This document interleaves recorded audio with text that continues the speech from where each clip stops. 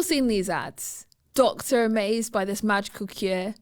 Forget collagen, use these household items instead. These are all actual adverts, making big promises, all on reputable sites.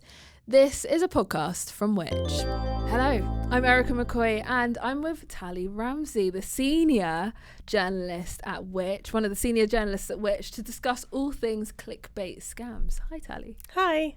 Okay, so what is clickbait? So clickbait is what we use to refer to headlines that are sensationalized or exaggerated to get people to click on them. But then they're actually led to articles or websites that don't correlate with the headline, so they're quite misleading. But they use often like emotive and sensationalized terms, so people are like really encouraged to click on them. How did you go about getting into this investigation? Tell us a little bit about the logistics of it. So I began by finding the top 5 news websites and the top 3 to 5 apps that British consumers are most widely visiting. And then for about a month, I visited these websites and apps every day and kind of browsed them to spot anything that stood out as being like really suspicious, like crazy headlines and images that looked like AI generated. So that's kind of how I started to find dodgy adverts. And what we're talking about are the articles that are kind of in between. They look like articles and they got the feel of an article, but they're not quite an article, are they? Well, sometimes yes, and sometimes it can be a fake article, but you're led to the fake article through a real article, if that makes sense. So when you're on a news website or an app and you're reading a news story, you might see adverts dotted around, and when you click on them, they might lead to a fake article or some other type of scam. Okay, so I'm really curious. What is the likely journey? You might have done it in your investigation. What is the journey for me as a consumer who's going onto the website? What happens next? So you'll be on a news website, you'll probably be on a specific article. You'll be reading it, scrolling down, and then you'll see an advert that sounds appealing or interesting to you, and then you'll click on it. Sometimes you'll be led to a dodgy website that will ask you to enter in your personal details, like under the guise of something, maybe to buy a product or to invest in a scheme or to sign up to something. You might give away details such as like email, phone, name, which might seem pretty, not too bad. Yeah, not too bad. But what sometimes happens is then at a later date, you're contacted by the same scammers who set up the website, and they'll say something like, "Oh, we're from your bank. We noticed that you visited a dodgy website and entered in your details," or whatever. So it's kind of all connected. Or you might click on an advert and you're led to a website that instantly installs malware on your device. And what is malware? So malware is a virus on your computer. So it ranges from loads of things. It could be spyware that kind of is able to look at what you're doing and like your bank details, or it might be something that makes your computer unusable.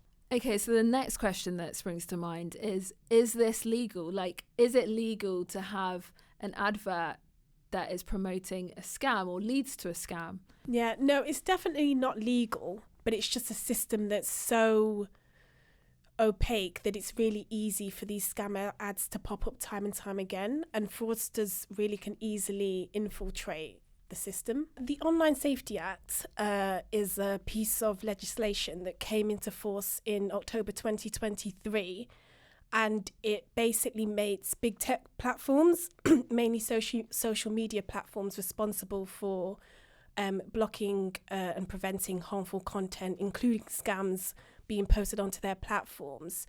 But what's not part of it is the kind of the adverts that we see on news websites and news apps. So the investigation was looking at gaps in the Online Safety Act. So that's what led me to look at news websites and apps. Can you tell us a little bit about the language that is used? Because sometimes it is quite emotive. It kind of gets you thinking, it gets you maybe wanting to click. Yeah, definitely emotive.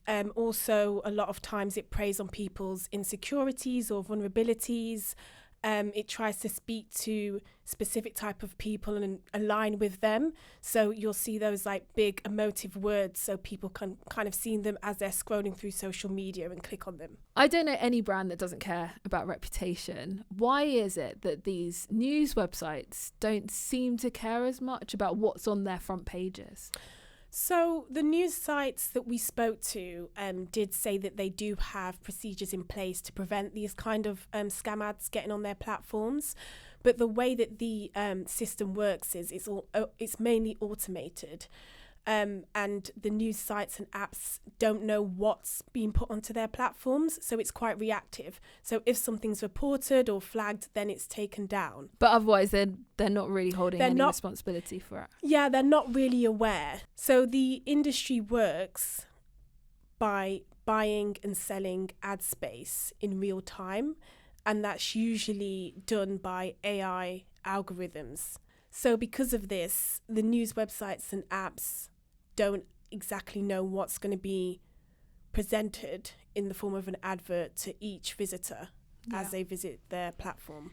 And this feels quite different to how traditional media works. Normally, you'd work with an agency and there'd be discussions about the sorts of things that you want on a billboard or even in a newspaper, I'm guessing to some extent.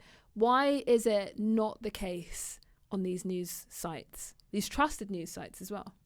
Yeah, I think the main difference is it's digital. And when you're advertising on maybe a billboard or like a physical magazine or newspaper, it's done manually between people.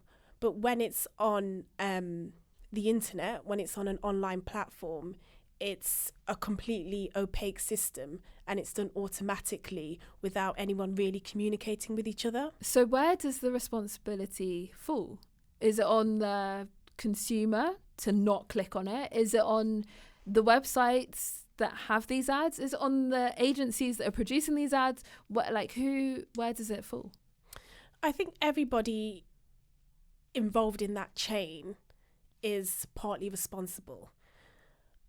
Obviously, the news websites and the apps don't know what adverts are making it to their sites, but they still work with specific advertising partners, which wants the government to commit to regulating this system in the law, which will mean everybody involved will have some responsibility and they'll have to follow legal standards to ensure that these scams aren't making it on their platforms. Can you tell us a bit about the AI and deep fake aspect of this? Because often we'll see someone else's face and maybe a quote. So it might be like you might see Richard Branson's face next to a quote of something that he definitely has never said before. Yeah, so AI content, which is basically content that's generated through like the writing of prompts, is obviously really popular and we're seeing it grow. And we're definitely seeing it being used by scammers and fraudsters to make their scams more convincing. In this investigation, we came across a deepfake video, which is an AI-generated video of Oprah and an actual real doctor peddling a weight loss product, which obviously wasn't legitimate. We also came across a deepfake video impersonating Richard Branson and ITV News to peddle another health scam for diabetes patients. So just to be clear, Oprah Winfrey and Richard Branson they don't know about this. They aren't part of the scams, are they? No, they're not. Their likeness has just been impersonated to peddle these scams.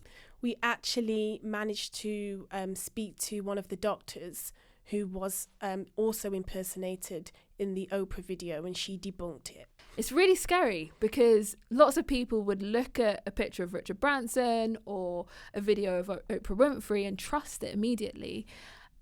Lots of this AI is quite sophisticated. I guess I'm curious about what people can do to kind of spot the difference.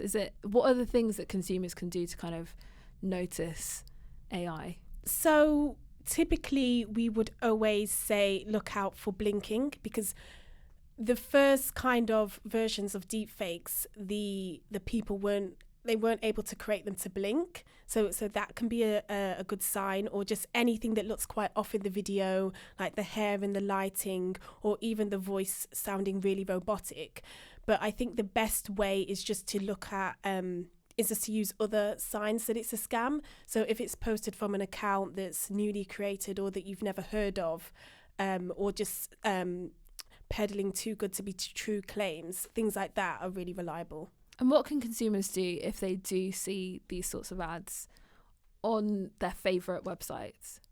I think one of the main signs that an advert might be a scam is that if anything sounds too good to be true, especially sensationalized claims, pressure tactics, if you're asked to invest in something really quickly, or take advantage of a deal in like 5, 4, 3, 2, 1 seconds. There's a lot of countdowns and things like that.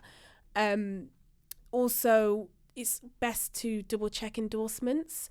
With health scam ads especially, you might see that it's like endorsed by the NHS or whatever, but it's good to double check all of those things by looking at the official websites. So that can be a sign that something's a scam. Brilliant. Thank you for your advice. It is really scary. I think lots of these, as AI gets a bit more sophisticated, I think it'll be really easy for lots of people to fall into the trap of these clickbait scams. So thank you so much for giving a bit of advice on how to avoid them. I've been joined by Tali Ramsey, who's a senior journalist at Which. Thank you for joining me today. Thank you.